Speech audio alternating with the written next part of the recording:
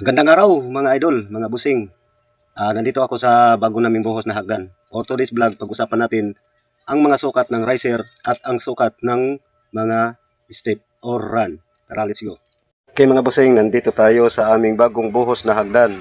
At dito pag-usapan natin ang mga sukat ng riser at ang mga sukat ng step. Dito sa aming layout, sa aming hagdan na aming ginagawa, yung step namin is 25 cm. At yung riser namin is 20 cm. Dahil ito yung nakuha namin sa layout.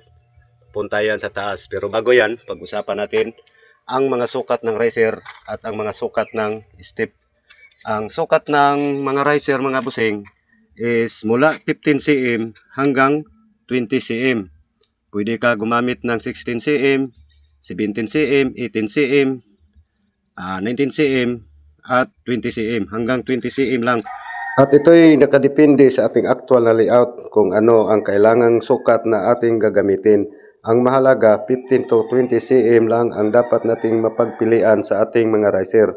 Dahil pag tumaas na yan sa 20 cm, ito ay di na maganda. Dahil ang mga matatanda at mga bata mahirapan na, lalong-lalo na sa ating mga lolo-lola nagkaryoma na. At di rin pwede bumaba sa 15 cm dahil ito'y pangit na, masyado na ring mababa. At dito naman sa ating mga step, kailangan 25 to 30 ang mga sukat. Pwede ka gumamit ng 26, 27, 28, 29 hanggang 30 lang.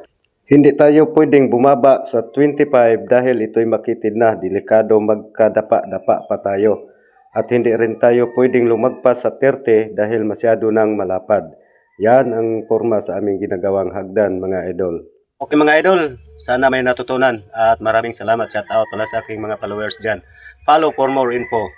Bye bye. Thank you for watching. God bless ating lahat.